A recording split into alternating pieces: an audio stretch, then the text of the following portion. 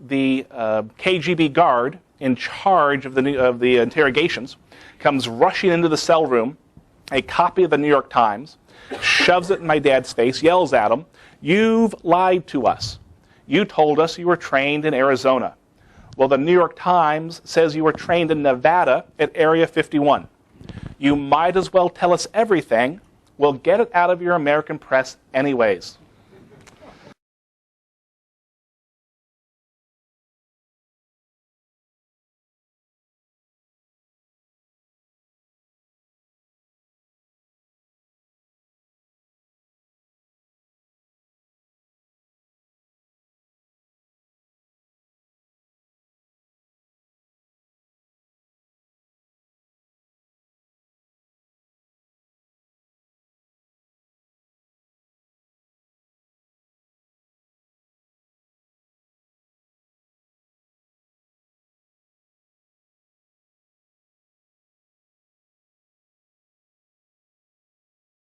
Area 51 is famously known for the alien conspiracy theory that involves a UFO that crashed in Roswell, New Mexico.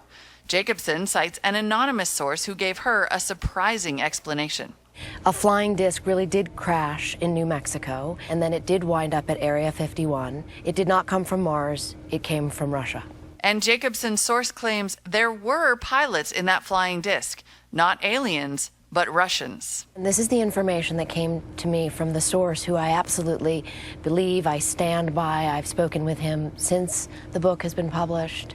And what he said was that the child-size aviators had been the byproduct of this horrific human experimentation program by Stalin in collaboration with the doctor from Auschwitz, Dr. Joseph Mengele. And eventually, my source told me, we chose to do the same thing. And that upsets a lot of people, this idea that the United States government could have experimented on humans. The CIA hasn't commented on the allegations. That was when she was taken out of the home and put in jail overnight and then moved to Milledgeville State Hospital. You look it up in the dictionary, it's electrocution. They electrocuted me 8 times. Each time I was laid out dead on a stretcher. And this white woman, she was real white. I don't know if she was an angel, you know, or if she was just a regular woman. But she'd come and she'd take me by the hand and she'd say, "Wake up, Alma." And I would come back to life. But they mobbed in on me. It was about 100,000 people. I was about 3 years old, and I remember these wide wooden doors opening at the end of the hall, and Mom walking, or being walked, to us. Well, they told me that they was giving her shock therapy, but I didn't know what shock therapy was, you know. The doctor's telling me, and I'm saying, well, you know, whatever. I thought, my dad's a drunk and he's an asshole. He's a real jerk, and he's mistreated both of us all my life. And Mom is a little different, but it's because Dad made her go through all this stuff, because that was what was drilled into my head over and over and over again. That she was fine until, Daddy had me tortured in 1965. Margie, this is your mother calling. Don't you ever call me from that city again. The only thing I want to hear from that city is it is blown into a zillion pieces. It's nothing but a torture chamber, a concentration camp, and why you're so intrigued about that goddamn hell-bent place, I don't know. But don't involve me in it anymore, because I'm almost positive they're the ones that bombed me the other day, and I have suffered worse than hell. If you're fascinated by it, fine. It's nothing but a goddamn concentration camp, and they injured me all over, and I'll never be happy till they're blown into a bottomless pit and never allowed to exist again.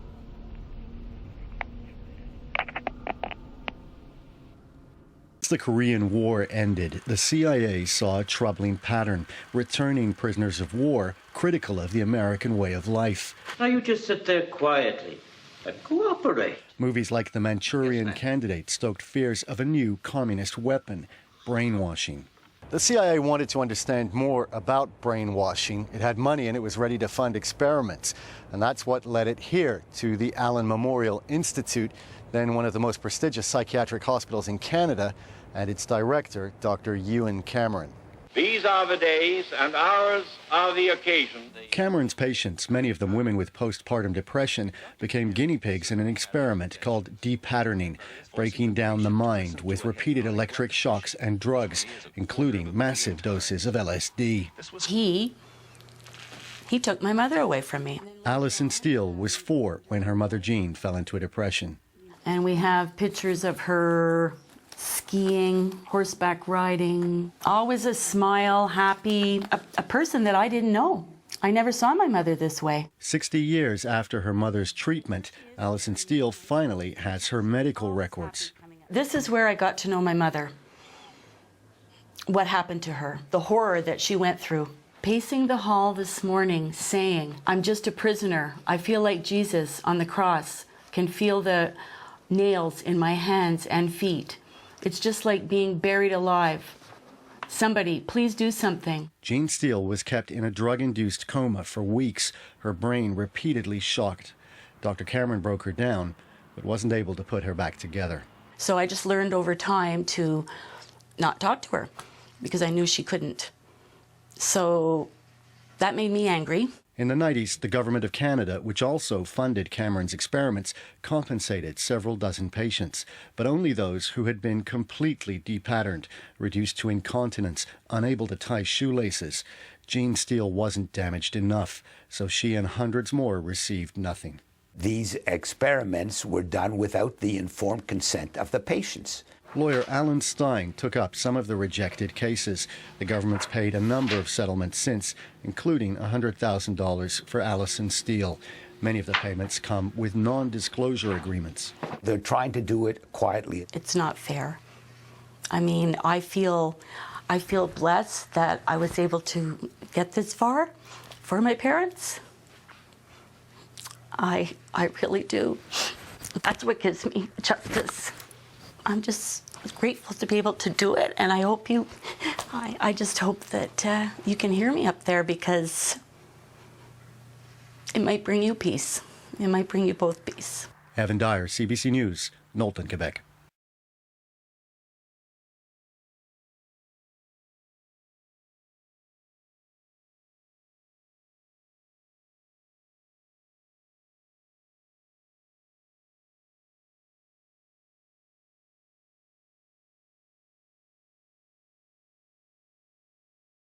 How did you feel when you learned that Dr. Cameron's experimentation was financed by the CIA?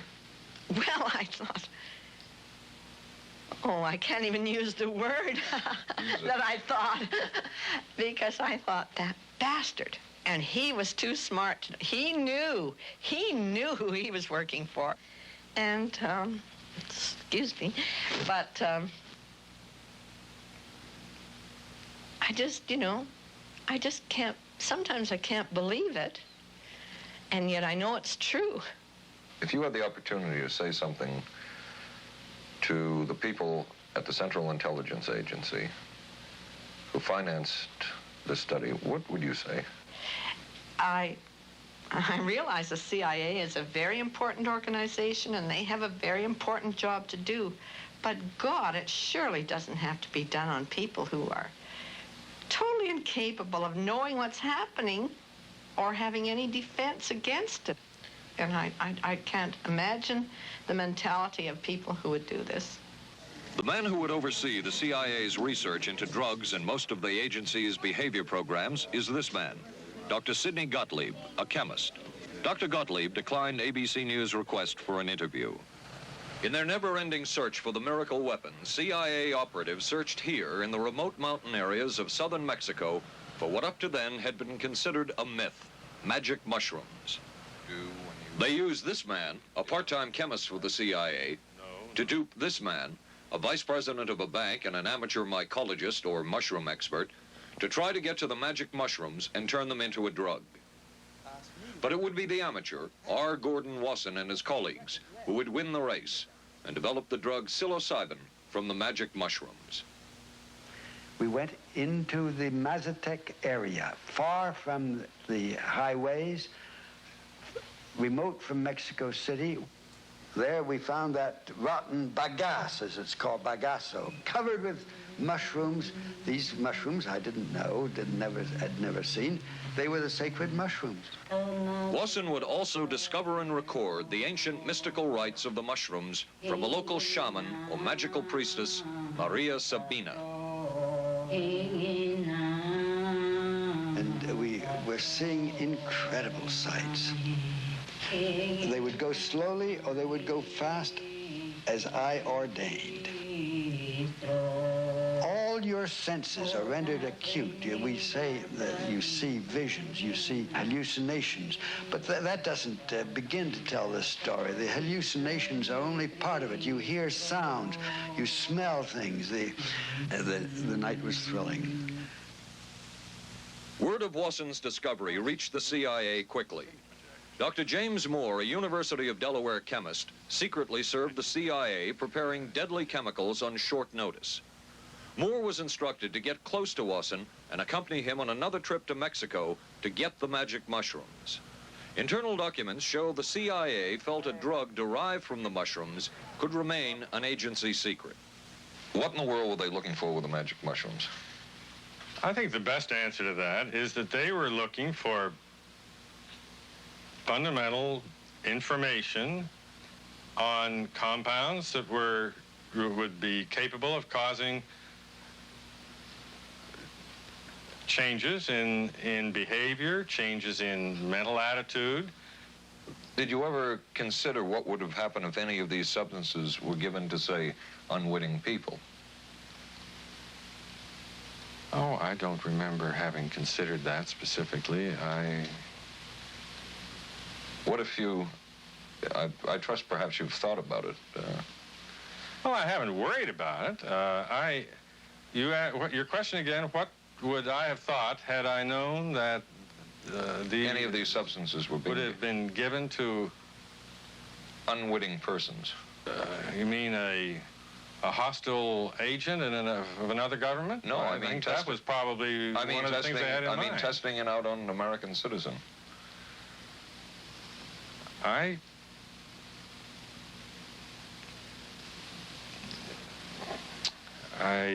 guess I must seem very, very cold-blooded about this, but I don't recall ever having been very much preoccupied with that issue. But many drugs were tested in this way. A decision was made at the highest levels of the CIA to do testing on unwitting Americans. As one CIA document says, such testing would be operationally realistic. A former CIA official who worked on these programs describes for the first time how the decision was made. He did not wish to be filmed or recorded. Thus his remarks are read by someone else.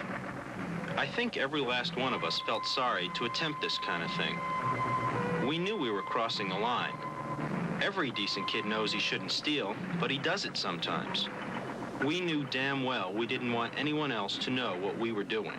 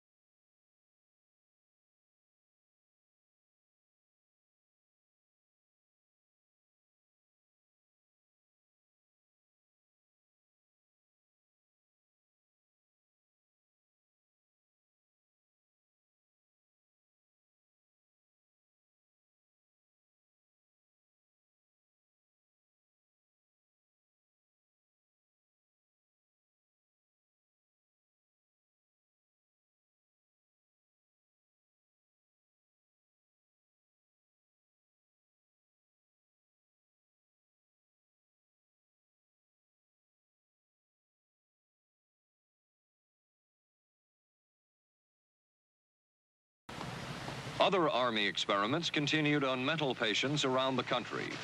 Work done at the Tulane Medical Center in New Orleans involved several drugs, hallucinogenics, and electrodes implanted in the brain. The chief researcher was Dr. Russell Monroe, now head of the psychiatry department at the University of Maryland. These are various progress reports written by Dr. Monroe and recently obtained by ABC News. From one of the progress reports, a report of a woman who had electrodes implanted in the brain and was then given LSD and other drugs. She became agitated, cried, lapsed into a trance-like state.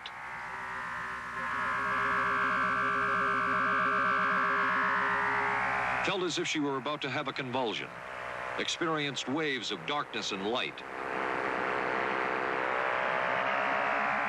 had bizarre sensations in her neck and legs, said somebody was trying to manipulate her body. At this point, Dr. Monroe wrote that the woman was obviously having paranoid ideas. As a layperson, perhaps you can enlighten me. What therapeutic effect would the type of experiment that I just described have on a patient? Well, the therapeutic effect would be indirect. Was this patient aware that she was being given LSD? Yes, I mean, they were told that they would be given some medication, and they specifically LSD? Well, we told them, I don't think that they would have even known what LSD was then at the time. They were told that they were going to they would be given some medications which might make them feel worse. Dr. Monroe, what do you think the Army Chemical Corps was looking for in all of this testing? They were looking for an incapacitating agent, an agent that would not harm the person permanently, but would incapacitate them temporarily. That seemed like a humanistic way to wage a war, if war is necessary.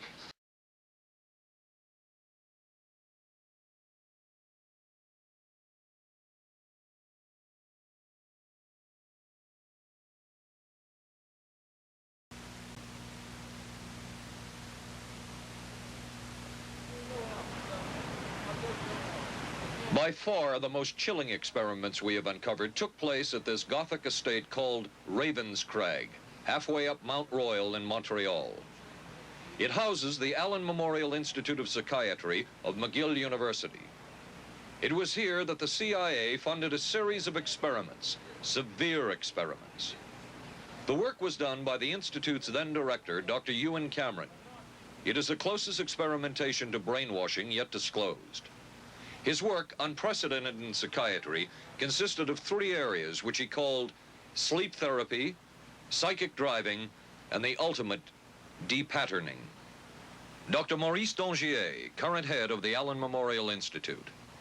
In his psychic driving, so-called type of therapy, he would give the patient intensive electric treatment in order to make the patient regress deeply, become forgetful, and then he would attempt to implant new ideas in the mind of the patient. Now, to a layman, it would appear that Dr. Cameron was trying to take the slate and wipe it clean, the slate being the mind. In other words, brainwashing. Exactly, that's a very good comparison. Brainwashing. Yes, if you like.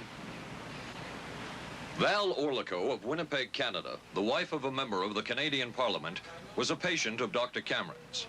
She entered the Allen Memorial Institute because of severe depression. She describes for the first time publicly the LSD therapy and psychic driving treatment that she was given by Dr. Cameron. And then the drug began to take hold very rapidly because it was an IV injection. And things became very furry and very frightening, and had a lot of sensations that it's very difficult to recall. Nobody explained it to me. Nobody ever asked me if I was willing to do it or anything. He had this feeling that he would be able to get through the resistance of illness and to reach deep changes very quickly. Did he? I don't think that when you look at that in retrospect, the hopes that he had have been in any way fulfilled. But Cameron would plunge on. The next step was what he called psychic driving. This involved almost endless tape-recorded messages and more drugs for the patient. Cameron wrote that this was the way to make direct controlled changes in personality. I thought this was the coldest and most impersonal treatment that anybody could give to anybody in the world. And I became more and more despondent and more angry. I just became so despondent that I thought I can't live like this any longer. And I thought I would just go out and throw myself underneath the cars on McGregor. I stood on the curb of that street and I stood there and I thought, okay, go. Okay, go. And then I thought, what if you're not killed? What if you're just maimed? What if you don't die and you live and you can't even talk anymore? And I couldn't do it. The most severe technique Cameron used was de-patterning. He described it as breaking up the existing patterns of behavior by means of intensive electroshock therapy with prolonged periods of sleep. He carried out these experiments in something he called the sleep rooms. People in there were like babies. They cried and they were very disoriented. And we were very afraid of the sleep room. We used to walk very carefully against the side of the corridor that was opposite the sleep room with our backs to the wall when we'd go by. Cameron used this combined sleep electroshock treatment on patients as long as 30 days. One patient he kept asleep for 65 days. Cameron retired, and his successor, Dr. Robert Cleghorn, ordered a follow-up study on the patients treated with Cameron's de-patterning method. It showed that it was no more beneficial in its result than the use of more conservative methods. But the follow-up study showed that 60% of those who had been de-patterned still had amnesia for periods of anywhere from 6 months to 10 years. That's quite a memory loss, isn't it? That is a memory loss. Indeed it is. It's I think, more than desirable.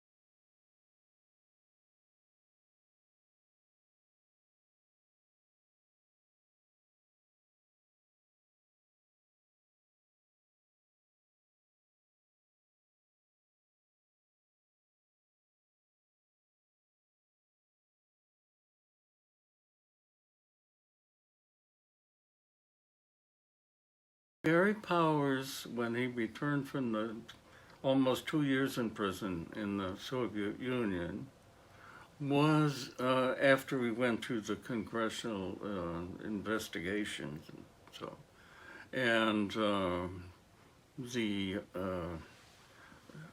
he was, of course, still an employee of the CIA. Of the hundreds of behavioral projects undertaken by the CIA, Gittinger's appears to have been one of the more successful and more conventional. Other experiments were not as conventional. Neurophysicist Dr. Jose Delgado was financed by the Office of Naval Research. In this experiment, the bull is sedated. Electrodes are implanted in its brain. Delgado transmits an electronic impulse to the center of the bull's brain. Delgado has remote control of the animal. Recently released CIA documents refer to the feasibility of remote control of animals, and that special investigations will be conducted toward the application of selected elements of these techniques to man. Other areas were examined through the 60s and 70s.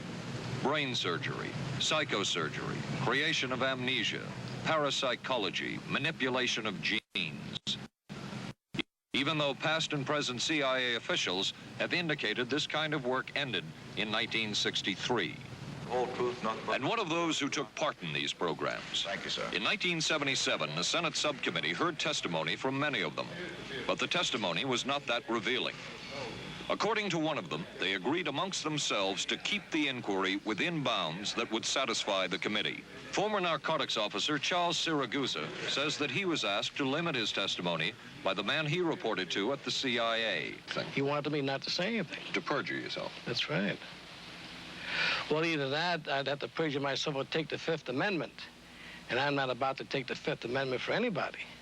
Okay. Former CIA chemist Robert Lashbrook testified he had no first-hand knowledge of the agency-run safe houses when, in fact, he supervised one of them. There was very little... And according to George White's diaries, was at a safe house when White conducted what he called an LSD surprise experiment.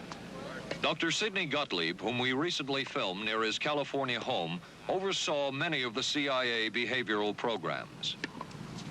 He retired in 1973 and destroyed the records of this work. In sort of a valedictory letter, Dr. Gottlieb wrote that he and his colleagues had been able to maintain contact with the leading edge of developments in the field of biological and chemical control of human behavior. Dr. Gottlieb also testified before the Senate subcommittee, but from an anteroom where he could not be filmed because of what his lawyer termed health and cardiac problems. Dr. Gottlieb declined ABC News' request for an interview. And what of George White, the man who helped the agency in so many of its programs? He would retire here to Stinson Beach, California. And shortly before his death, he wrote to his boss at the CIA, Dr. Sidney Gottlieb, and summed up his career by saying, "It was fun, fun, fun. Where else could a red-blooded American boy lie, kill, and cheat, steal, deceive, rape, and pillage, with the sanction and blessing of the All-Highest?" Dr. Sidney Gottlieb, whom we recently filmed near his California home, oversaw many of the CIA behavioral programs. He retired in 1973 and destroyed the records of this work. Destroyed the records of this work. Destroyed the records of this work. Destroyed the records of this work. Destroyed the records of this work. At Northrop Grumman, innovation isn't just an idea. It's a way of life.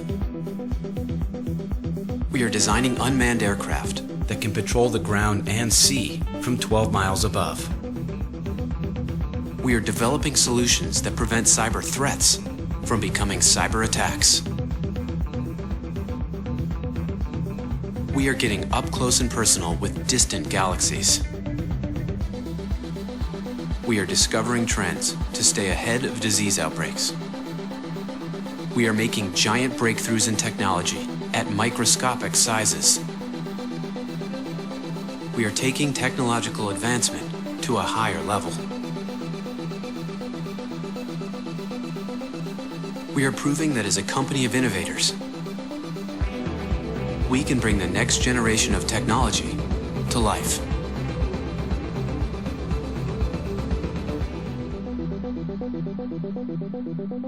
The value of performance. Northrop Grumman.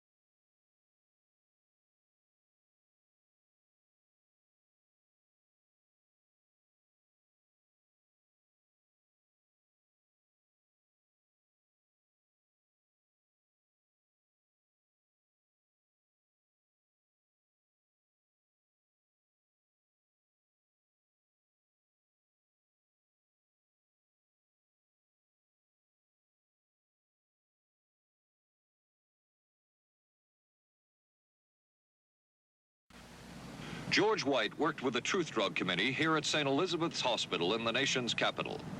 They experimented with mescaline, scopolamine, and marijuana on unwitting victims. The committee soon learned there was no easy panacea, no truth drug at this stage. But White and later colleagues would not stop trying. The goal remained the same. As this 1952 CIA memo says, the aim is controlling an individual to the point where he will do our bidding against his will, and even against such fundamental laws of nature as self-preservation.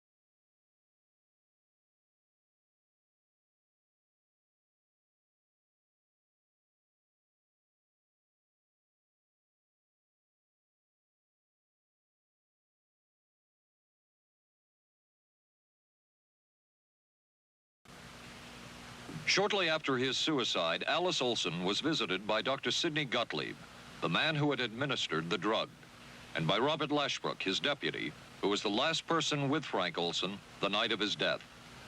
It was probably to check me out and see whether I was handling myself and handling the situation, whether I was hysterical.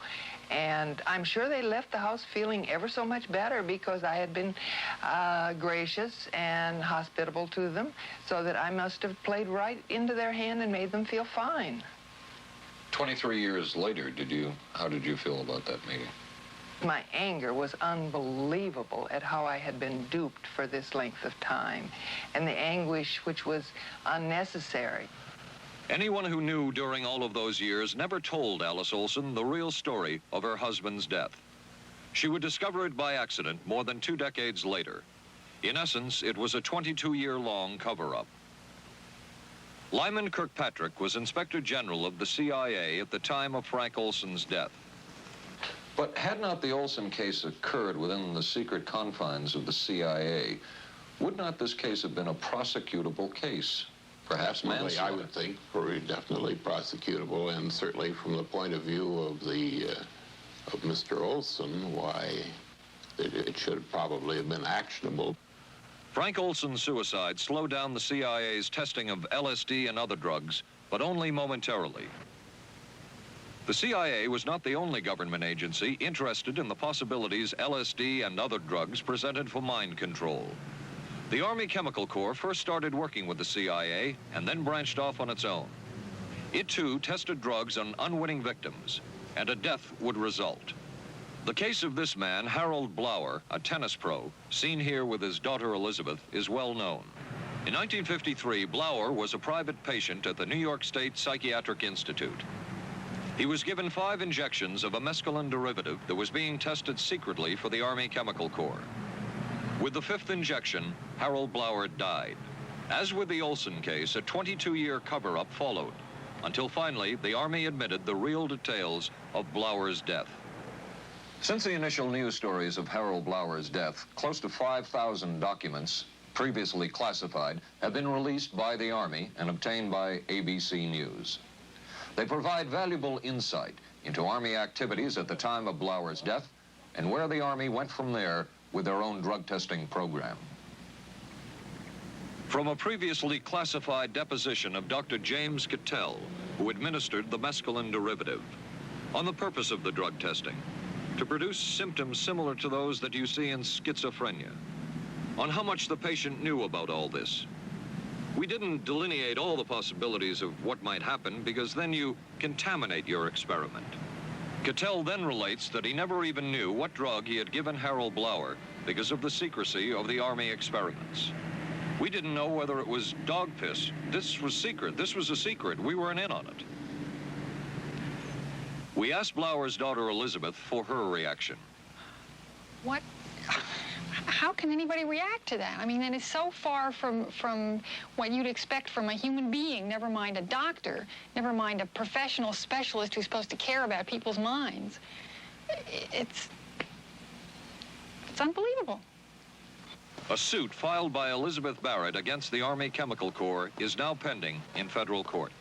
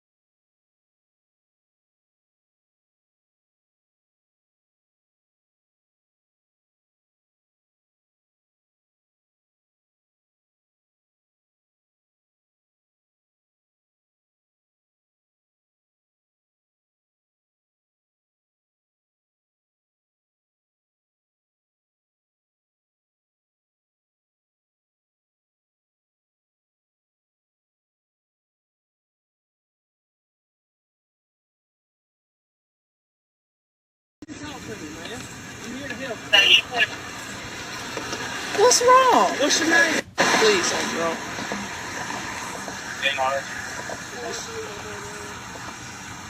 What's going on that makes you want to do this? Especially the 26 DNR. Yeah.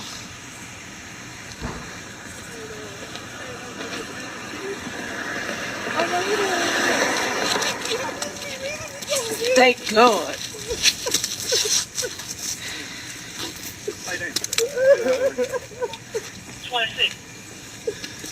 Stacy, I got him in custody. What's going on, man? What's going on with you? Say. No, we can't do that. What's your name? Say. What's your name, man? What's your name, dude? Get fire and rescue here and get them down there at the water. Well, come here and talk to me, man. I'm here to help you, dude. What's your name, dude?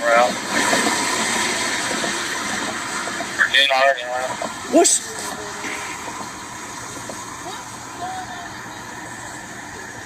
Special 20.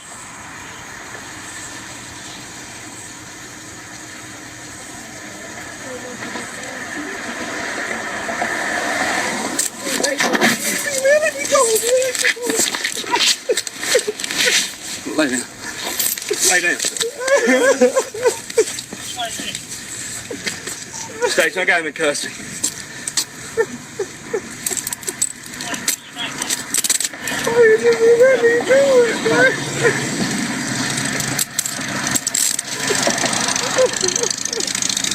listen to me. Look at me. We're here to help you, brother. All right? That's all we're here for. What's so bad that you feel like you want to Roll fall over, off buddy. the bridge? Yeah, come on. U-2 pilot Francis Gary Powers makes his first public appearance since he was exchanged for Soviet spy Rudolf Abel. Powers testifies before the Senate Armed Services Committee using a model of his plane. His capture and trial in the Soviet Union caused an international furor in 1960. Now he is vindicated by the Central Intelligence Agency and praised by the senators. Still a mystery is the external explosion, which sent his super-secret reconnaissance plane down deep inside Russia. Mr. Powers, would you please explain to our audience what you told the senators inside about the explosion? Would you please repeat that moment? Well, I don't have much time. All I know is that there seemed to be an explosion. I don't know what caused it, but I feel that it was not in the aircraft itself. So you don't believe that it was a rocket? Well, I can't say that. I just know that, think that it was external. And how it got there, I have no Mr. idea. Powers, you said the Russians told you repeatedly that you were hit by the first shot of a rocket. Not the first, the very first. By the very first shot of a rocket. Yes. And you said they said it so often that you inclined to believe that they didn't believe it. Now, could you explain that? No, I said that they said it so often that I was inclined not to believe it. If they had used a rocket, it seemed to me that the act would have spoken for itself, and they shouldn't have to keep telling me that it was the very first shot of something in there. Still a mystery is the external explosion, which sent his super-secret reconnaissance plane down deep inside Russia. Still a mystery is the external explosion, which sent his super-secret reconnaissance plane down deep inside Russia. The KGB guard in charge of the interrogations comes rushing into the cell room, a copy of the New York Times, shoves it in my dad's face, yells at him, "You've lied to us. You told us you were trained in Arizona. Well, the New York Times says you were trained in Nevada at Area 51. You might as well tell us everything. We'll get it out of your American press anyways. You were trained in Nevada at Area 51. You were trained in Nevada at Area 51. You were trained in Nevada at Area 51.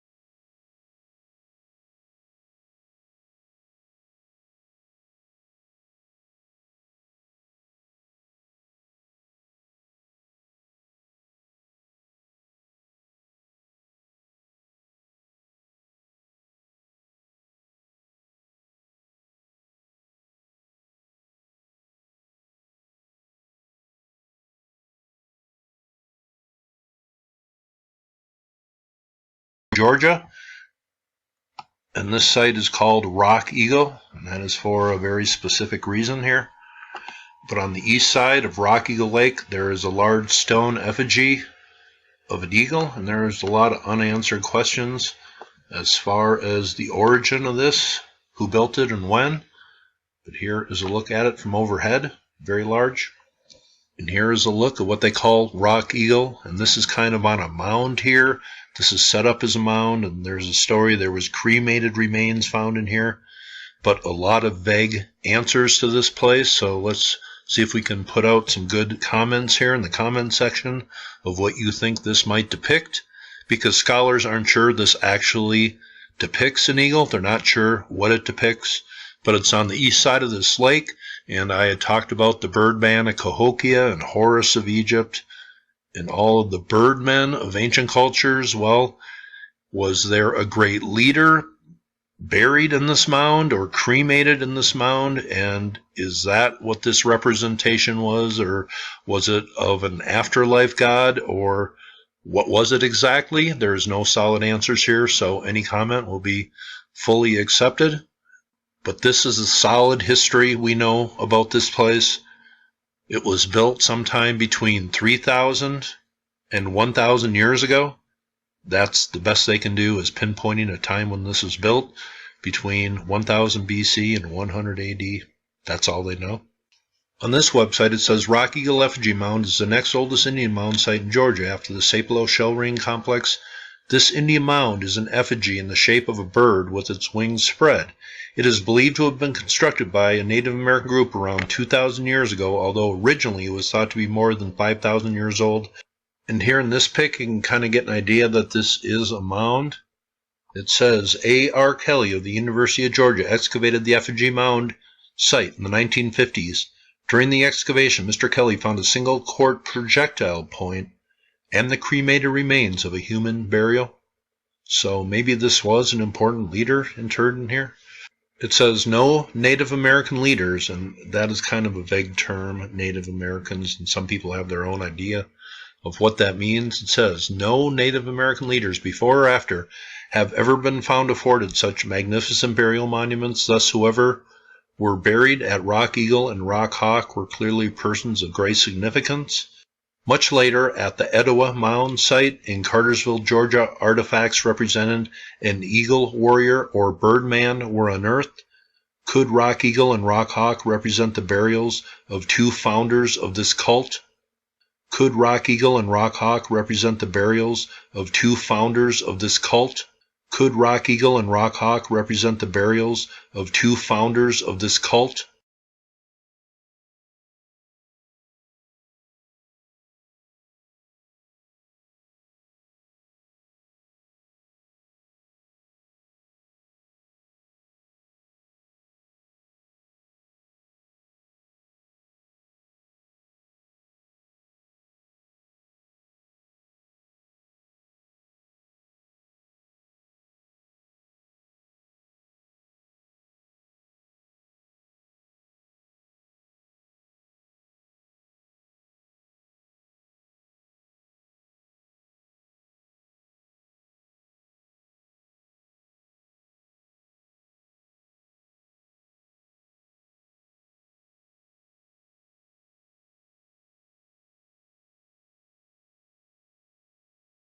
In the land of Israel, as well as in other places in the Near East, there were found bowls with incantations written against this demoness as well as other demons.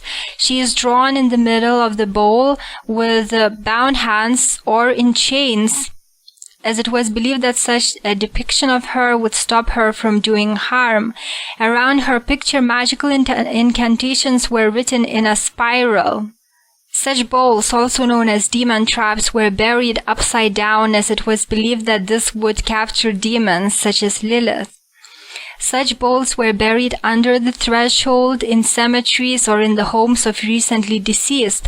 Most of such bowls are made against three evils: the evil eye, the Lilith, and the Bagdana demons, which are sort of like Lilith demons but stronger, and they have authority over Liliths.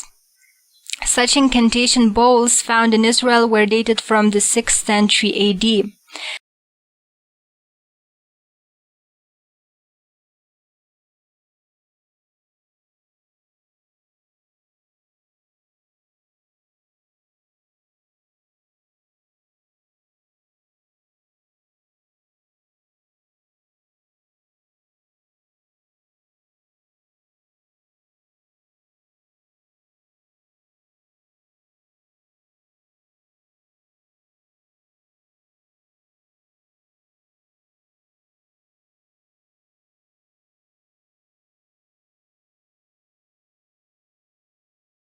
Oh, they got 400 and something acres. Goes up to that corner yonder. William Larman is a dairyman, and he's talking about his new neighbors. Oh, yeah, I'm happy for them. But they are not dairymen. Because they said they come from what? Rich. Planet Rich, I think. He says that he is from the 8th planet in the 19th galaxy of Eliwan, a universe far outside of this one. Does it make sense to you? That's in the book. If he wrote it, then yeah. We're from Orion. Dr. York is from Risk. He's from Orion. What's the deal? There's nothing strange. It's just new to the public. The vast majority of cults are started by an individual who's extremely charismatic, who's very confident, very commanding, in some cases very demanding, expects an awful lot of the followers. Allowed us to listen close up to the continuous chant broadcast from a speaker bank at the top of one of the pyramids. A community with children and entertainment and an Egyptian theme and a leader they call Grandmaster who writes that he's from another planet. Maybe the spaceship come in here and I could get away with him. I have witnesses to it. It began in the Baldwin County Mall, shopping mall in open daylight, with them knocking out the windows of a car with the butts of their guns, dragging 3 females as well as myself out on the floor into the glass in the streets. You follow? Yeah, they attempted to arrest us. Nothing on that arrest warrant, to my knowledge, ever referred to me as a dangerous person, never referred to me as an armed person or armed and extremely dangerous, which would have caused for such an overuse of force in the presence of a Sheriff Massey from Baldwin County who stood right there and watched all this abuse. I couldn't see because I was hit so fast. And hit to the ground so fast. And was kept in the guns poked at me from every direction. I wasn't allowed to look up. Don't look up, don't look up, don't look up. But I did notice as I was being dragged out the car, I looked to my right, I did see Sheriff Massey from Baldwin County standing there. I was still upstairs, so people run to the windows, and they're just like, oh my gosh. I mean, men are in straight tactical uniform. I mean, gas mask, bulletproof everything, shields, guns. I mean, they are going to war. I mean, you would think that we were in another country. I mean, they came down on ropes from helicopters. I mean, most of the men weren't there because they had jobs. This is a very large compound covering several acres. The highlight of the compound are these Egyptian pyramids that sit at the center. We've seen authorities going in and out of those 2 pyramids as well. Some of the Nuwaubian nation remain on the grounds. Authorities, SWAT teams and officers are sitting next to them as they sit on the ground over here near the shade. They have sat there for the whole hour and a half that we have been on scene, being watched by those FBI agents you see at the top of your screen. Authorities have also, in the last half hour or so, lined this compound with squad cars. Local authorities are also on the scene. As we pan out here, every few feet, there is what appears to us to be Putnam County Sheriff's officers with squad cars just lining the area. Highway 142 is shut down. They have brought in lights. The authority, the FBI, has to flood this compound with lights, as it appears they're going to be serving these warrants for quite some time. The CIA secretly commissioned a study of communist brainwashing methods at the Cornell University Medical Center. A leader of that study was Dr. Lawrence Hinkle. He explains first the Russian method of controlling and breaking a person. Absolutely isolated from everyone else, with one man whose job it is to get you to write the extent to which you are a criminal. In this setting, you can get people to do most anything, do you see? Because you don't have to lay a hand on them. And by the time you get through and you go up before the judge, the fellow says, were you a spy? He says, yes, I was a spy. The Chinese never really had this kind of a state police system. They would get him in, and all this fellow does is ask you to write, rewrite, and talk to him about your whole life. Graduated from pilot training in 1949. While the purpose of the study was to find out about communist brainwashing techniques, CIA documents show that the agency was interested in developing mind control methods of its own to precondition and control Chinese living in this country to be sent back to their homeland as CIA agents. What do you think they were looking for? Well, I think they weren't looking for agents or anything like that. Yet the agency's perception of the work you were doing, in CIA documents we have examined, it says that the project that was being done here, they intended to use everything learned about the new agents to induce them to, quote, to perform acts of a complex, purposeful nature. Yeah, but that was never done. The effects of which may be out of keeping with the individual's previous That behavior. sort of thing was never done. Those people were not, that was, when they first came here, the first people they sent up to see us, you see, were operational type people from the CIA with some rather wild ideas. Okay, this is their perception of it, if I could just continue. No, it wasn't their perception of it either. No, it wasn't. Dangerous to his being, contrary to any previous consciously expressed intentions and interests, contrary to the good of the individual, and subversive to the goals for which he is consciously working. I understand all this talk. But the situation was, you see, those things were never done because of wise people on both sides. We were not able to do this nor interested in it. They were, though. Some of the low-level people were, but the high-level people were not, to tell you the truth. But documents clearly show that the CIA was attempting to develop agents over whom they had as much control as possible. Agents who would perform tasks contrary to their own good. Normally conditioned American who's been trained to kill and then to have no memory of having killed. His brain has not only been washed, as they say, it has been dry cleaned. Is a Manchurian candidate, controlled by others to do things against his will, possible? It was a remarkable film because, as far as I'm concerned, it made something totally impossible seem absolutely credible. I would say the answer is yes, but there are many qualifications to that. Dr. Milton Klein, a psychologist, a clinical and experimental hypnotist, and unpaid consultant to the CIA. The qualifications would be the subject selected to produce the kind of behavior that you wish, the amount of time, the procedures that are utilized, and the motivations of the people who are designing, executing, and administering the procedures. You're asking whether an individual can be, under hypnosis, influenced, coerced, persuaded, shaped to perform an antisocial act, or a destructive act, or an act of violence. My answer would be yes. Captain Marco, will you be good enough to lend Raymond your pistol, please? Yes, ma'am.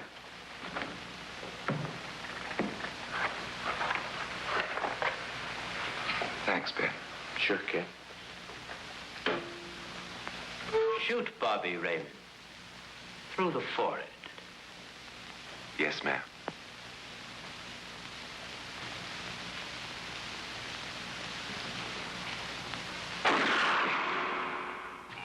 How valuable a tool can hypnosis be in the intelligence field? None whatsoever.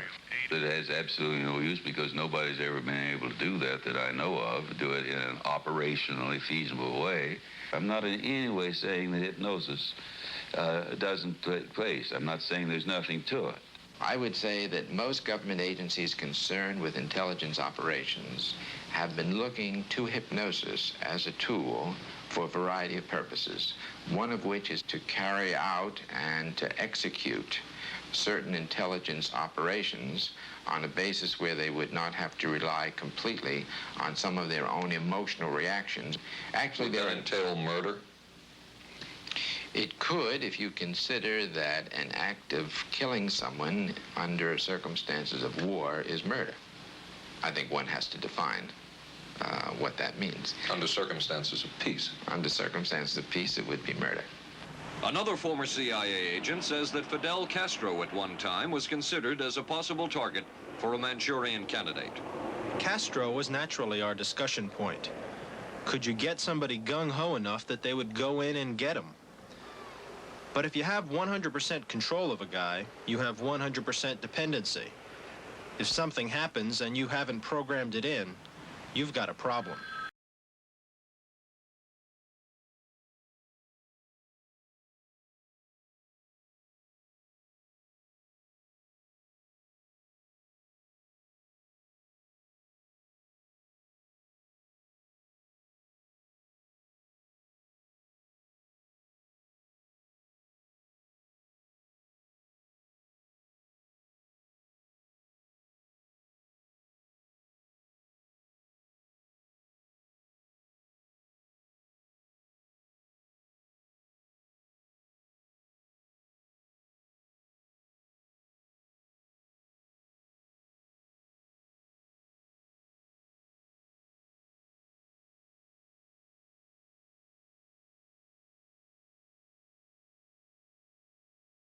Tapes of Langley's confession were played for the jury. I wrapped that string, that nylon string around his neck, and pulled as hard as I could on it.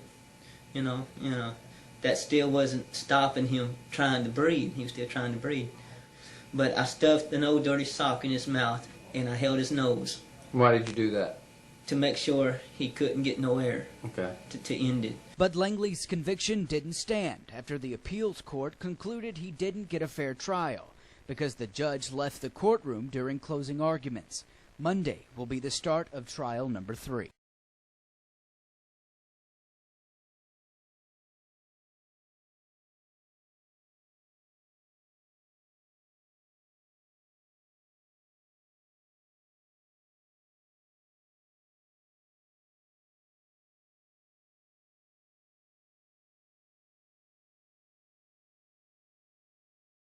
Investigators remained on the scene of an apparent murder-suicide in Baldwin County at this home on Watson Reynolds Road.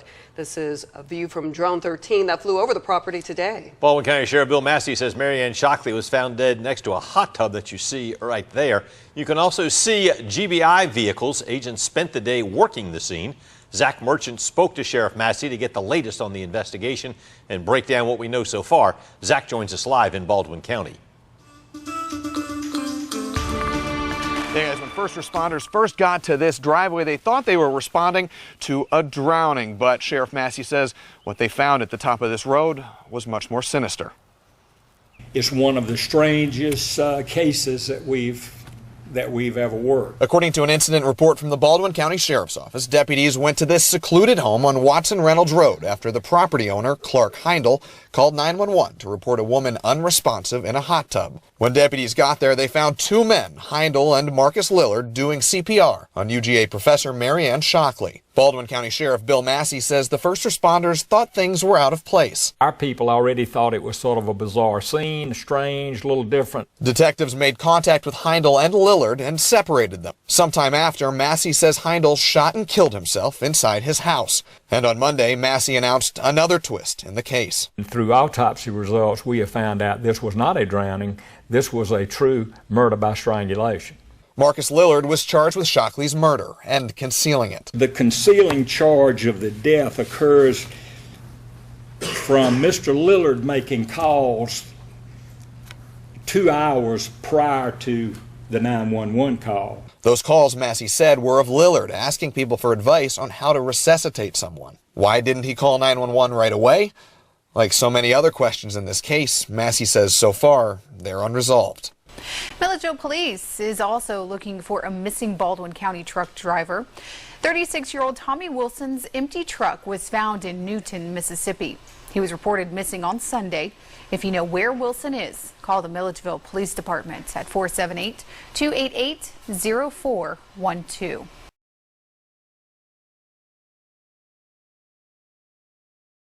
Found near a vacant truck in Newton, Mississippi has been identified as missing Milledgeville truck driver Tommy Wilson.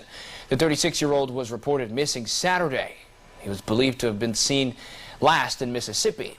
The Newton Police Department is investigating to determine how Wilson died. Police in Milledgeville are investigating a car crashing through a fast food restaurant. Now police believe is related to a homicide. A man drove his car through the Wendy's on North Columbia Street around 3:30 a.m. Tuesday. Milledgeville police say an officer was making a traffic stop, but when the cop pulled up behind the car, the driver sped away and crashed through the Wendy's. Georgia State Patrol confirmed the driver of that vehicle was 44-year-old Alan Jerome Vassar. After Vassar crashed into the Wendy's, officers say he ran away. An hour later, after searching for Vassar, Milledgeville police found his body burning here near Barrows Ferry Road. It was beside the CSX railroad tracks close to the Baldwin County Health Center.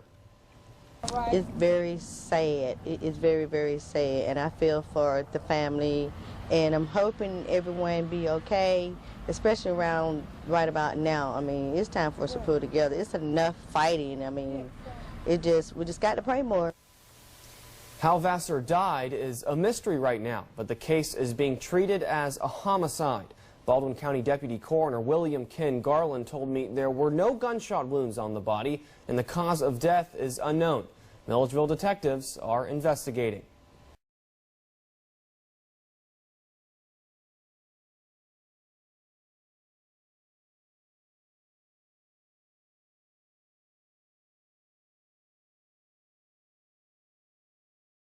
Tonight, a mother is sharing her concerns a year after her son's murder in Milledgeville. So far, police haven't arrested anyone in the case of 25-year-old Douglas Cheek, and his mother is concerned they're no longer pursuing the case. Joby Peoples spoke to his mother and investigators to figure out what's happened over the last year. I raised him up in the church, usher, sung in the choir. I did everything that I was required to do. A mother of 4. That's Daryl Cheek and Doug Cheek. It's Doug right here. You can tell which one is Doug. Now, a mother of 3. I had a knock on the door, and I opened the door. It was a tall gentleman at my door, and I let him come in. And he stood up in the middle of my floor, and he told me my son had killed himself. And my whole world stopped.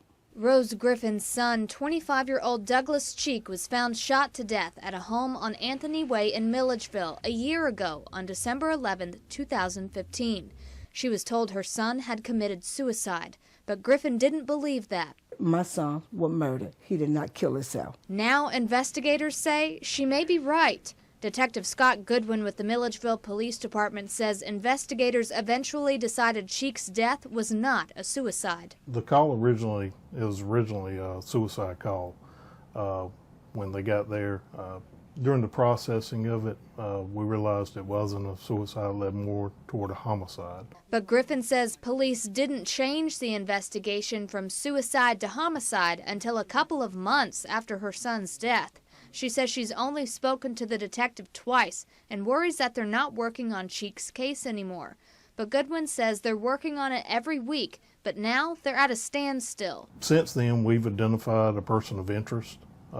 But we don't have enough prosecutable evidence to charge this person. But Griffin says she's still left with more questions than answers. I just want to know what happened that night when my son got killed. In Milledgeville, Joby Peoples, 13 WMAZ Eyewitness News. Council members are finally speaking out about the ethics complaint residents filed against them. They claim some council members and the city manager held an illegal meeting in March of 2013. Now, at that meeting in question, the city leaders allegedly decided to move city money out of one bank and into a different one without the board's approval. 41 NBC's Alexa Rodriguez has the latest. It's ridiculous. I've served on council for 17 years. I've looked after my constituents and looked after the city of Milledgeville, and that's what I'm going to continue to do. Jeanette Walden believes the council did nothing wrong. An ethics complaint report filed by some Milledgeville residents accuses some of the city council members of holding an illegal meeting and retaliating against the president of Century Bank for withdrawing over $5 million.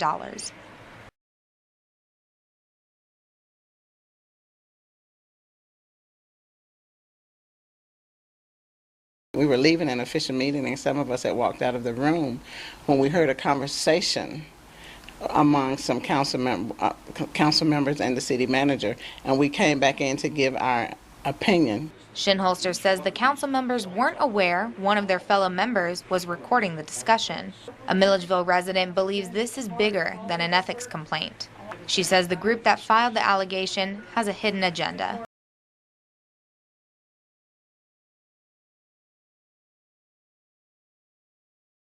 All new tonight, a Milledgeville citizen is filing an ethics complaint against Mayor Gary Thrower. WGXA's Brittany Collins is live in the newsroom to tell you what she calls a possible conflict of interest and the mayor's reaction to that. Brittany. Well, Raymond, in January, a Milledgeville property owner wanted to turn 2 single-family homes on Washington Street into sorority houses. After Milledgeville council members heard the request, there was a tie on the vote.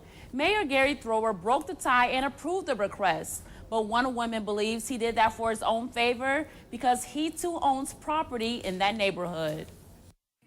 On Monday, Virginia Knapp told the Milledgeville Ethics Committee she believes Mayor Gary Thrower violated the Conflict of Interest Act when approving for this property on Washington Street to be rezoned and turned into sorority houses. Thrower owns this property near those homes, and Knapp thinks he's benefiting from that vote. The tax, you know, it would be beneficial with city taxes. Property value is going to go up based on purchase prices and things like that.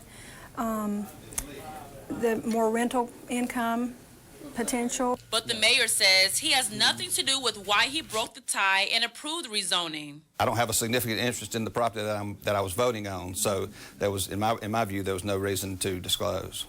Knapp still doesn't believe that is fair because the city's ordinance clearly states Mayor Thrower has a requirement for a written notification of his ownership of the property that could be impacted as a result of his vote, and that he should have abstained from any discussion or vote.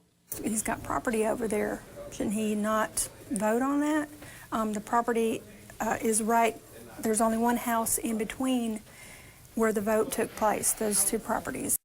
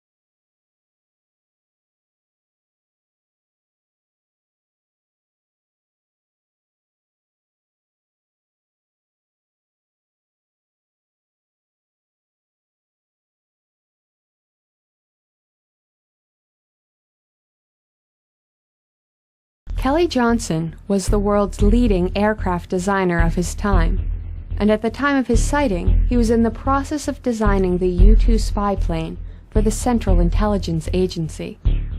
Johnson was on the ground with his wife in Agoura, California, when, unbeknownst to him, a crew of his top flight test engineers and his chief aerodynamicist were aboard a Lockheed WV-2 aircraft flying over Long Beach, and they saw the same object at the same time from a different angle. These different angles allowed researchers to triangulate the location of the object with precision. The aircraft was flying to the northwest. Kelly Johnson and his wife were looking due west. For 6 to 7 minutes, these two groups of observers saw a 200-foot-long, black, flying wing-shaped object hovering motionless over Santa Barbara Channel off the south coast of California. This object was at an altitude of roughly 15,000 feet. The aircraft flew directly towards it to see if they could get closer and get a better view. Meanwhile, Johnson started to observe the object with his binoculars, and he was able to see the object take off at high speed out over the Pacific, while his crew also observed the same thing from their different location. The object accelerated at about 130 Gs to 90 miles altitude until it disappeared. In his official report, Kelly Johnson stated, Quote, "I am now more firmly convinced than ever that such devices exist, and I have some highly technical converts in this belief." If there's one guy who ought to know what was flying around the country at that time, it would be Kelly Johnson. And he was certainly in a position to evaluate what he was seeing. And when he talks to somebody else, another one of his trusted people, and they saw the same thing, I don't see how anybody can throw that out. We're not talking about a 2-second observation at 3 in the morning by the town drunk. We're talking about Kelly Johnson at the top of the aerospace design business. The United States Air Force concluded that Johnson and his crew had seen a lenticular cloud. Despite the nature of the sighting, the quality of the witnesses, and the fact that the witnesses themselves specifically considered and ruled out that explanation. You would think that the government would perhaps reconsider its employment of a man who could not tell a lenticular cloud from a structured aircraft. But Kelly Johnson continued designing the most advanced and secret aircraft in the world for decades to come, none of which could move like the one he saw on December 16, 1953. The KGB guard in charge of the interrogations comes rushing into the cell room, a copy of the New York Times, shoves it in my dad's face, yells at him, "You've lied to us. You told us you were trained in Arizona. Well, the New York Times says you were trained in Nevada at Area 51. You might as well tell us everything. We'll get it out of your American press anyways."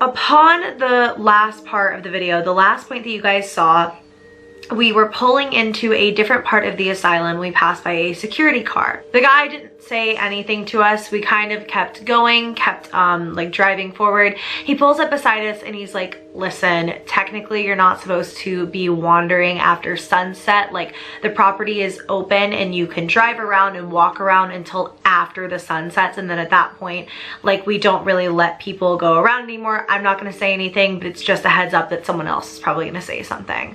And so my brother and I are like the least confrontational people ever, and we were like, yeah, like, we'll get the heck out, dude. Now, again, we left multiple messages for Dynamic at their Georgia office and at the Sloppy Floyd building, but got no response. And Page's attorney wanted me to stress that even though his client did plead guilty to obstruction, misdemeanor obstruction, that the impersonating a police officer charges were dismissed, so he didn't plead guilty to those.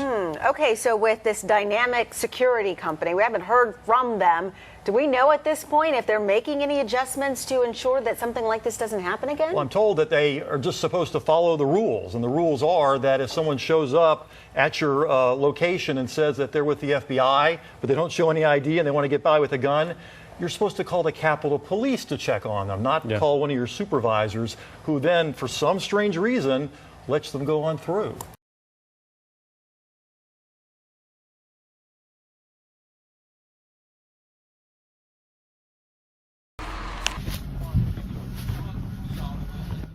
I was just reading the sign up there. You know what I mean? Yeah. It's in red, no trespass. Yeah. Unsafe building. So you know what that means if it's unsafe building. Yeah. It could be a house to yard help, and that's what Central State don't want, somebody to come out here and get hurt. Yeah. So you know what I mean? Y'all can take as many pictures and videos as you want and stay in the street. Don't go behind the building. Don't go up to the building. Yeah. All right. When you go up to the building, trespass, the weekend, locked up, your parents got to be called. It's just ignorance. Yeah. Just obey the law, take your pictures, enjoy yourself. Don't go in the building. Don't go behind the building. So, all right, thank you. Sorry about that.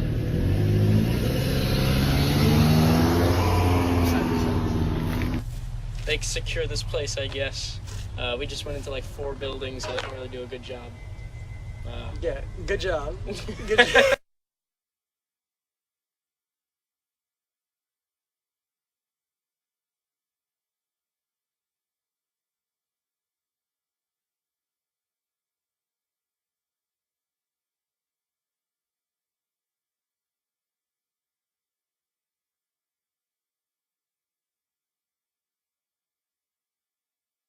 So you know what that means if it's unsafe building. Yeah. You can be a house to yard help, and that's what Central State don't want, somebody to come out here and get hurt. Yeah.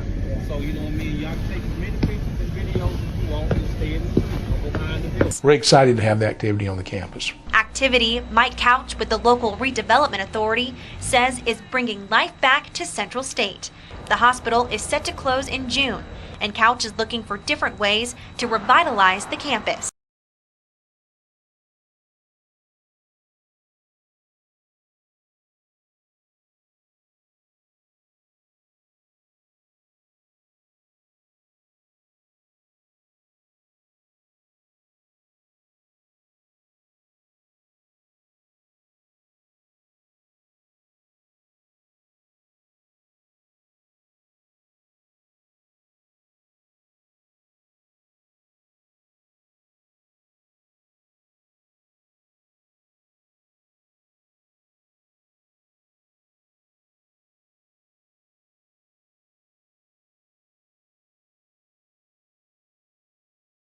Where did it come from? Let's follow this transport plane and find out. This is the desert of western Nevada, already well known for its nuclear tests by the Atomic Energy Commission here at Yucca Flats. Adjoining this AEC test site is an active aerial gunnery range. Early in 1955, by presidential order, 60 square miles of this prohibited area were set aside for a special purpose. There's a narrow air corridor to reach this spot on the map. Air charts order closed to all personnel and aircraft except on orders from the Chief of Staff, U.S. Air Force. The name of this isolated spot in Nevada is Watertown, and its very isolation is of the greatest importance.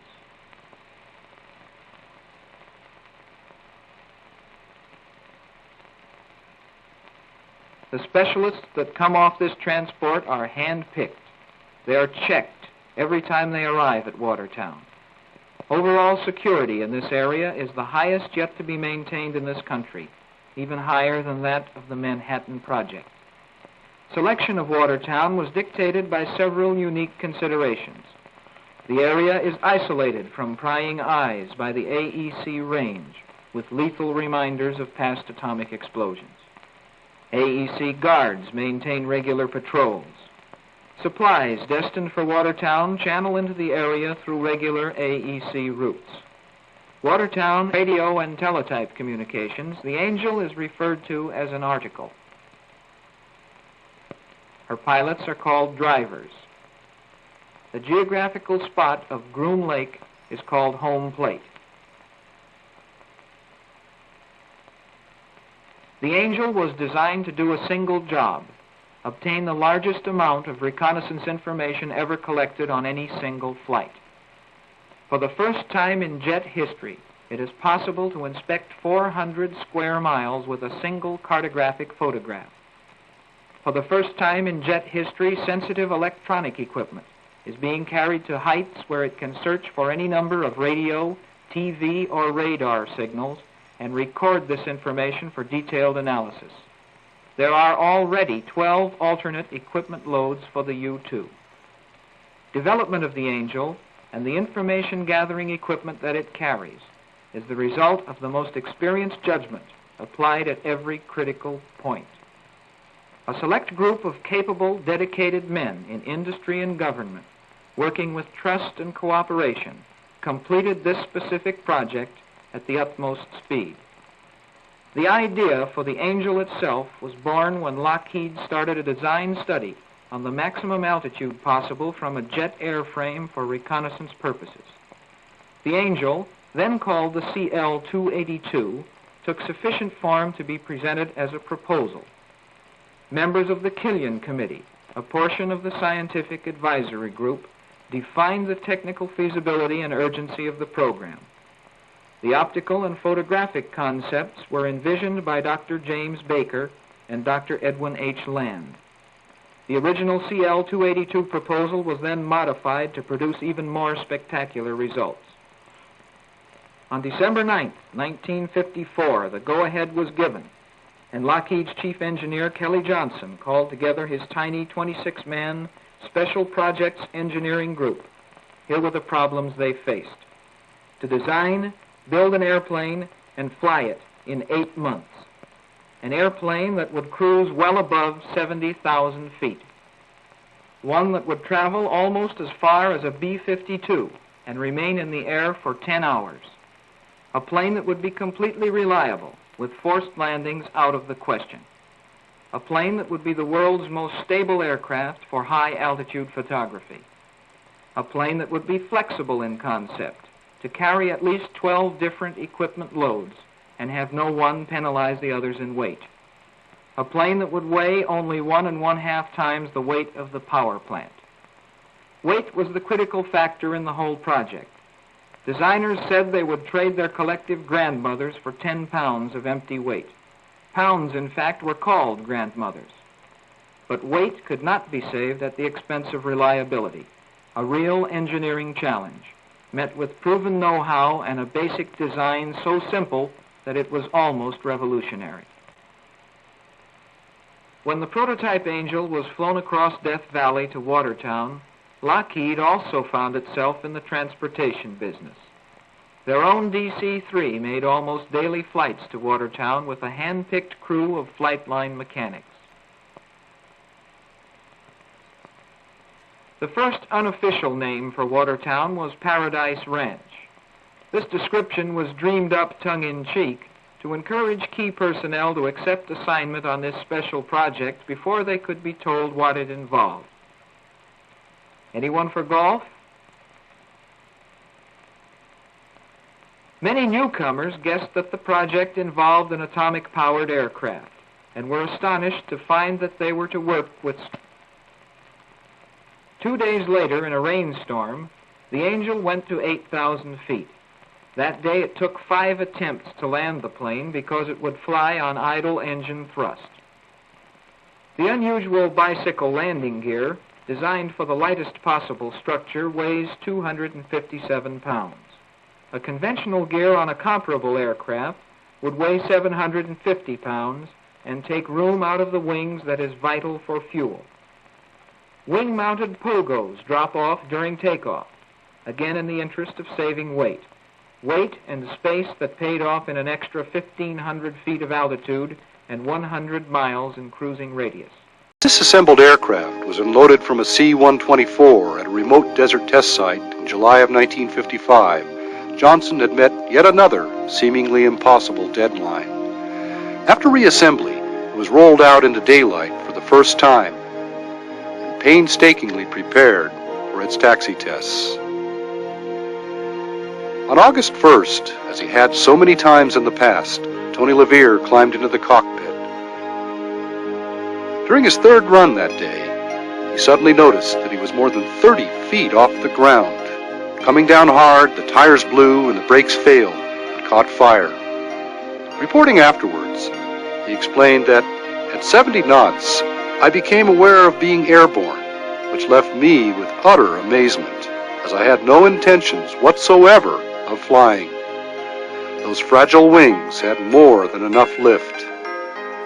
He completed the first real flight 4 days later, and on a subsequent flight reported that the aircraft climbed toward the heavens like a homesick angel.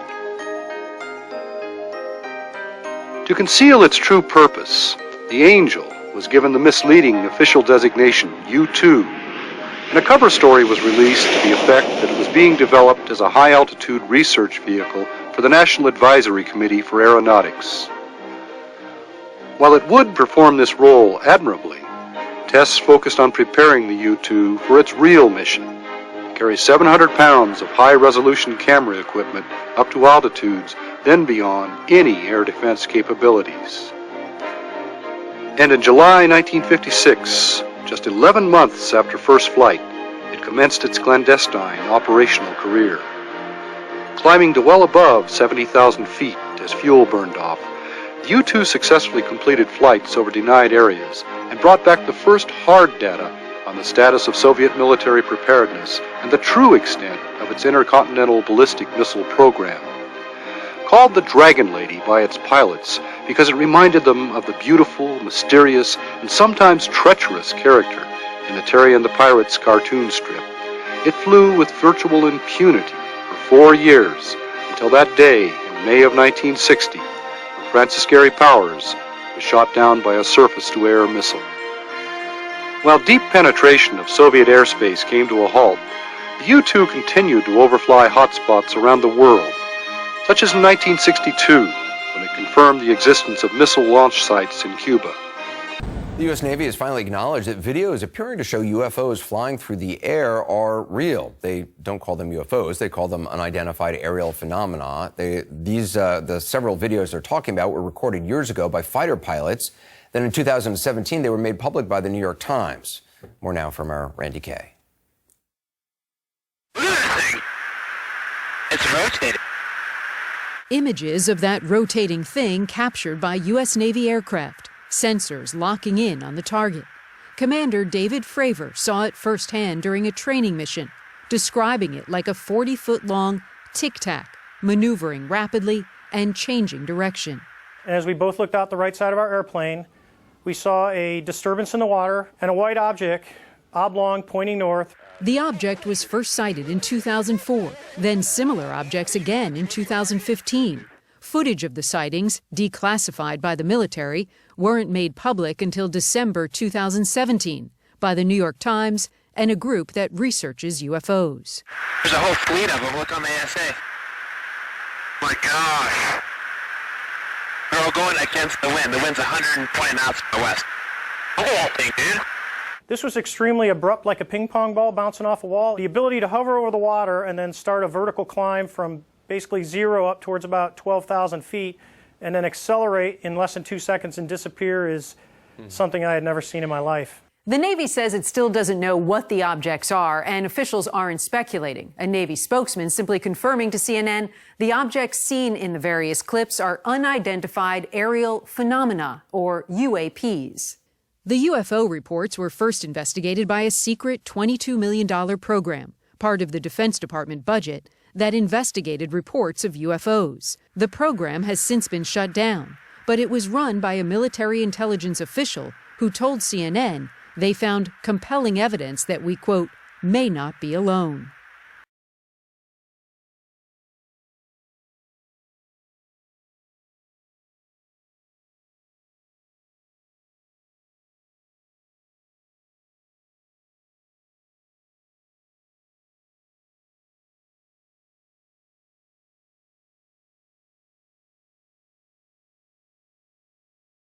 Gary Powers, when he returned from the almost 2 years in prison in the Soviet Union, was after we went through the congressional investigations and he was, of course, still an employee of the CIA.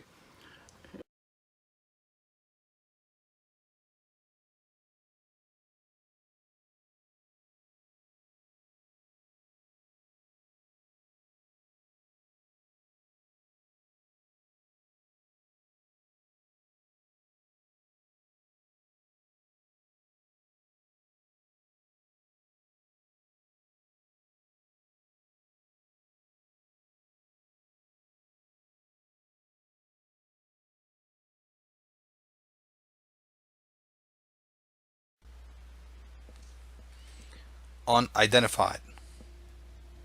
My Top UFO Cases by Hector V. Bello, March 2018. The 1953 Kelly Johnson UFO sighting. One of the UFO cases investigated by the U.S. Air Force was a sighting by famous aeronautical engineer Clarence Kelly Johnson. Johnson was the first team leader of Lockheed Skunk Works, the team responsible for developing super-secret high-tech airplanes who eventually took up residence at Area 51. In fact, Johnson helped scout out the location and was responsible for the initial construction of Area 51. He was a key to the development of many airplanes, including the U-2 and SR-71 spy planes, both of which have frequently been mistaken for UFOs. However, unlike others involved with Skunk Works, who have credited their aircraft as the cause for the furor over UFOs, including the CIA, Johnson said that he had seen UFOs on at least 2 occasions, and he believed the phenomenon to be real. In his report to the U.S. Air Force, which can be found in the Project Blue Book files, he wrote, "I should state that for at least 5 years I have definitely believed in the possibility that flying saucers exist. This is in spite of a good deal of kidding from my technical associates. Having seen this particular object on December 16th, I am now more firmly convinced than ever that such devices exist. And I have some highly technical converts in this belief as of that date."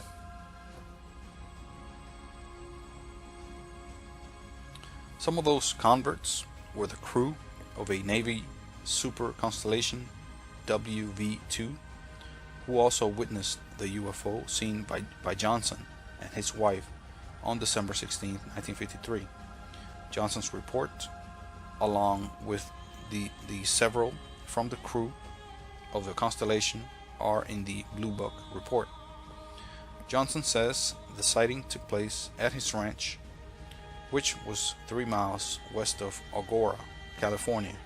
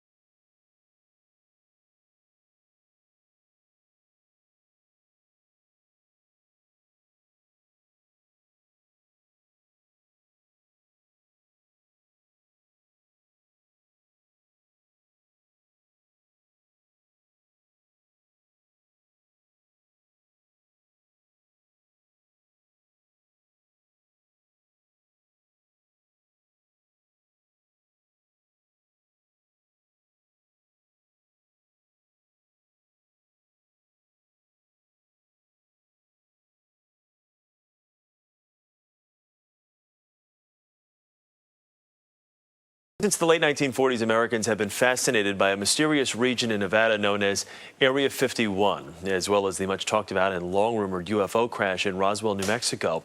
A new book attempts to separate fact from fiction, as Molly Wood of CNET reports. Desert of western Nevada. Some 80 miles northwest of Las Vegas lies the most talked about top secret military base in America, Area 51. For 6 decades, it operated in total secrecy. Even the government denied its existence. Trust me, it's there. But it became home to conspiracy theories involving aliens, flying saucers, and high-level cover-ups. Newly declassified documents finally give a glimpse into this mysterious place and its essential role in the space race and the Cold War. Area 51 was set up to push military, science, and technology faster and further than any other nation. Journalist Annie Jacobson wrote Area 51. It chronicles what happened on that base in the 1940s, 50s, and 60s. She spent years interviewing those who worked there. They're kind of a fraternity of formerly secret spies and scientists and spy pilots and engineers, all of whom know one another. They spent most of their lives hiding what they did at work every day. Now these veterans are finally able to talk about what went on inside the base. And we went with code names. I was Thunder. We were dealing with Navy, Air Force, Tactical Air Command, SAC, because we all had one common goal, because we had an urgency of doing our job, because lives in our military depend on what we were doing there. On this dry lake bed, the CIA and later the Air Force developed groundbreaking technologies for espionage and warfare still used by the military today. Well, when you look at the drones that fight the war on terror, you can see the lineage goes directly back to the early spy platforms at Area 51. The U-2 was developed there.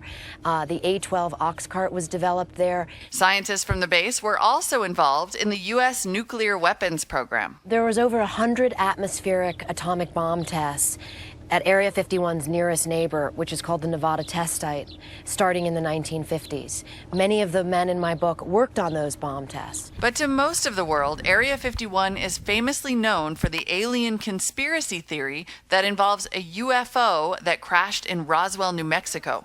Jacobson cites an anonymous source who gave her a surprising explanation.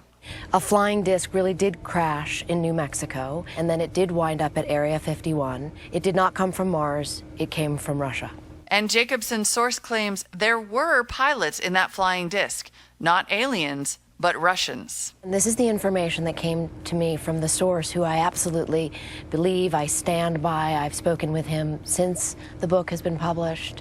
And what he said was that the child-size aviators had been the byproduct of this horrific human experimentation program by Stalin in collaboration with the doctor from Auschwitz, Dr. Joseph Mengele. Eventually, my source told me, we chose to do the same thing. And that upsets a lot of people, this idea that the United States government could have experimented on humans. The CIA hasn't commented on the allegations.